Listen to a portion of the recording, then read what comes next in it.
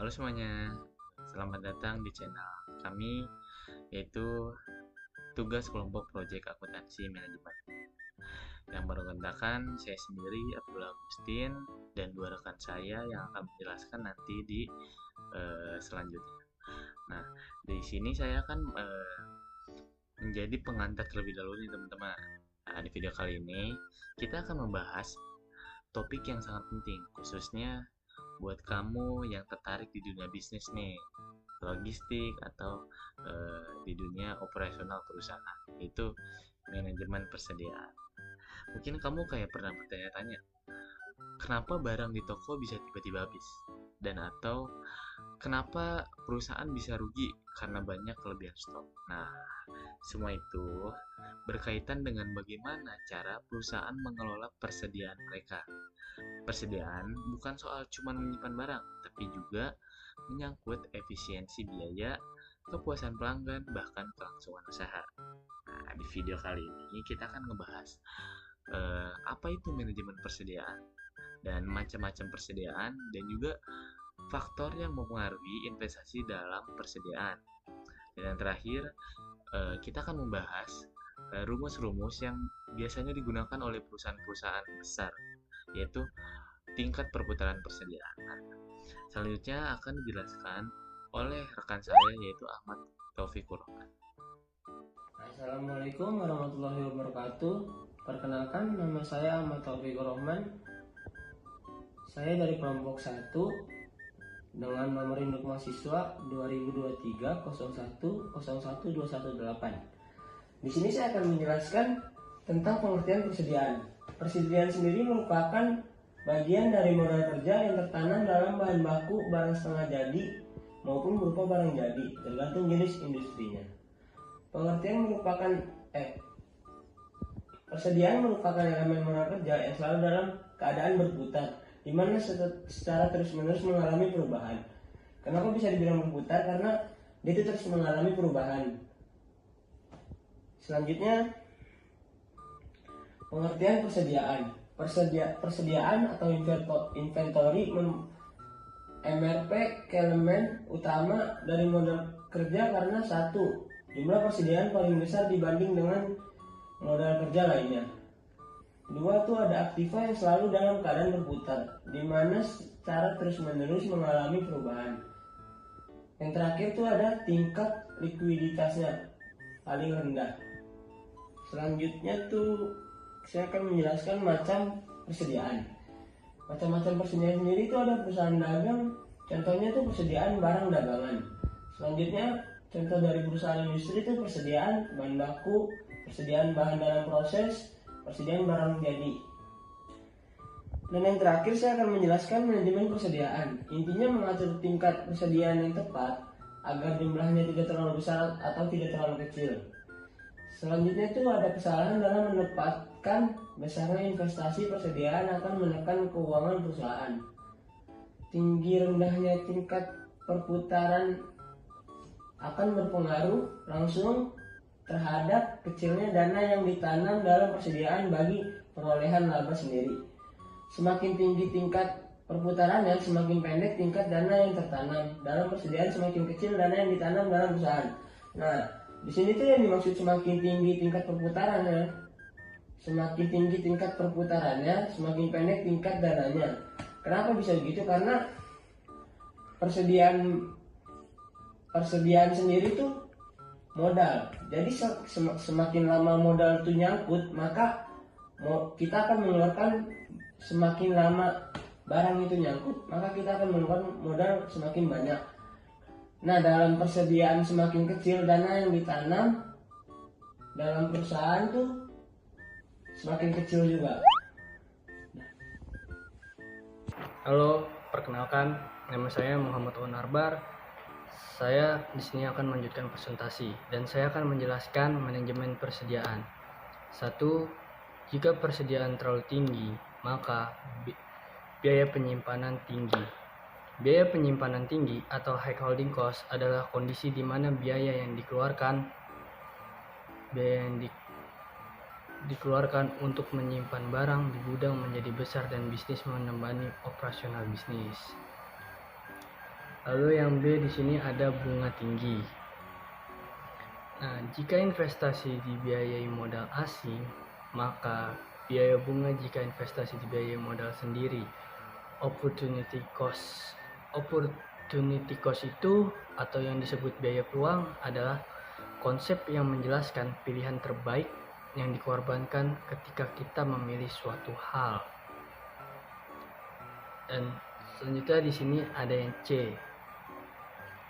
Yang C ini biaya pemeliharaan di gudang tinggi.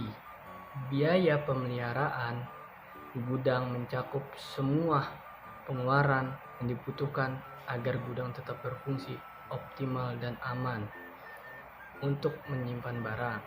Ketika biaya pemeliharaan ini tinggi, bisa jadi karena beberapa faktor operasional dan struktural. Lalu di sini yang D, kemungkinan kerugian karena kerusakan turunnya kualitas keausan. Barang yang disimpan terlalu lama atau tidak dikelola dengan baik sangat rentan mengalami kerusakan fisik, penurunan mutu, atau bahkan kehausan alami. Hal ini bisa menimbulkan kerugian yang signifikan, baik secara finansial maupun operasional. Lalu di sini ada yang E, memperkecil keuntungan perusahaan. Pengelolaan yang tidak efisien dapat mengurus margin keuntungan. Walaupun persediaan penting untuk kelancaran operasional, jika tidak dirancang dengan strategi yang tepat, bisa berdampak negatif terhadap profitabilitas. Lalu di sini yang kedua, jika persediaan terlalu kecil, maka proses akan terganggu akibatnya. Perusahaan tidak dapat bekerja dengan full capacity. Artinya kapasitas aset dan direct labor tidak bekerja dengan sepenuhnya. Lalu penjualan turun akibatnya 1. Perusahaan tidak dapat memenuhi permintaan konsumen. Contohnya itu industri makanan dan minuman. Perusahaan minuman ringan bisa kehabisan stok di musim panas karena permintaan melonjak. Sementara kapasitas produksi dan distribusi tidak ditingkatkan. Ini menyebabkan kekosongan rak di toko-toko.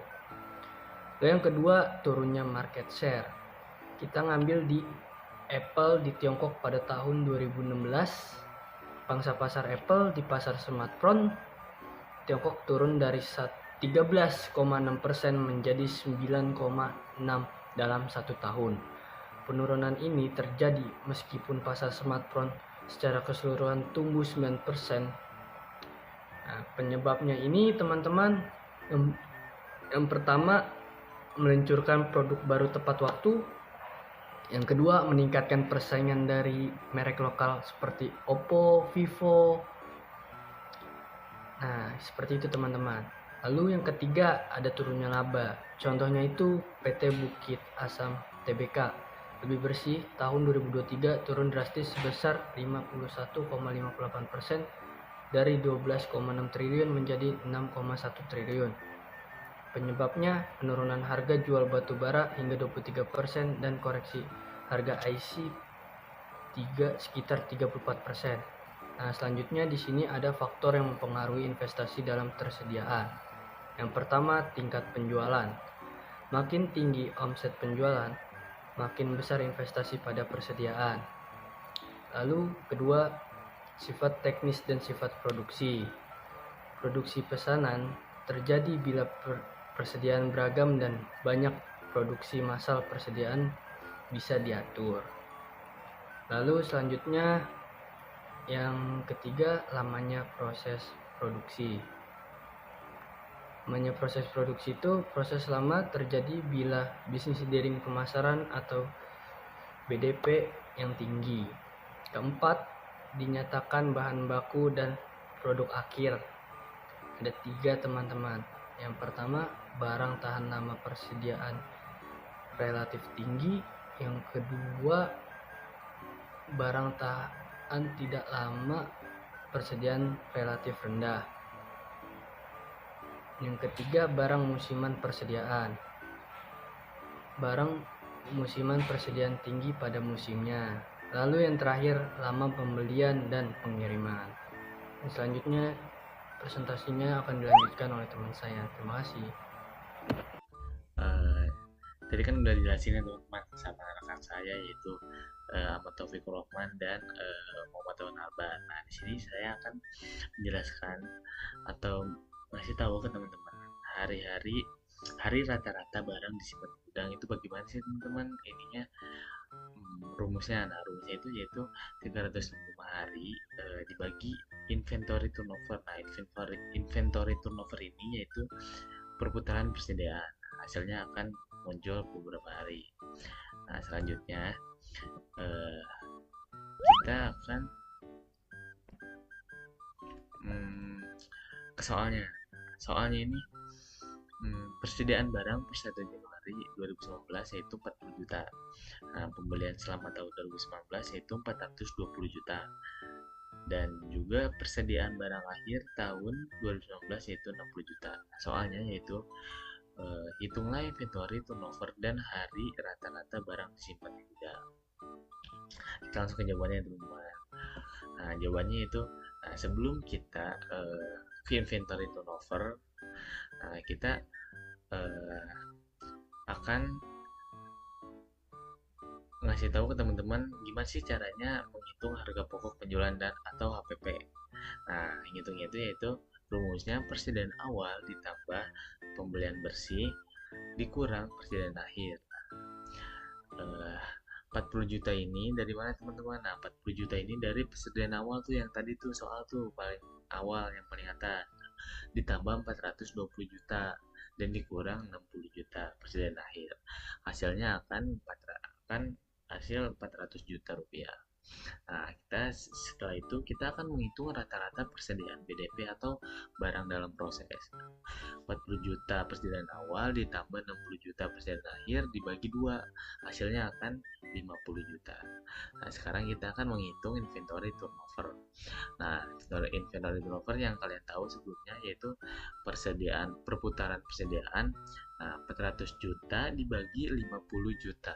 400 juta ini dari mana teman-teman? 400 juta ini dari hasil hitung harga pokok penjualan atau HPP.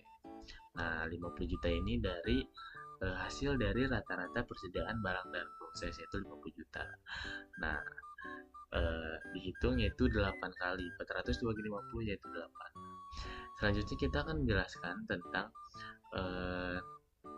menghitung hari rata-rata yang disimpan dalam gudang yaitu 365 hari dibagi 8 kali. 8 kali ini dari sini teman-teman. Hasilnya adalah 45 hari. Atau satu bulan lebih 15 hari. Untuk menilai tingkat efisiensi, rasio tersebut dapat dibandingkan dengan anggaran, rasio tahun lalu, dan rasio industri. Baik, cukup sekian teman-teman presentasi dari saya. Mohon maaf jika ada kesalahan atau salah kata. Wassalamualaikum warahmatullahi wabarakatuh.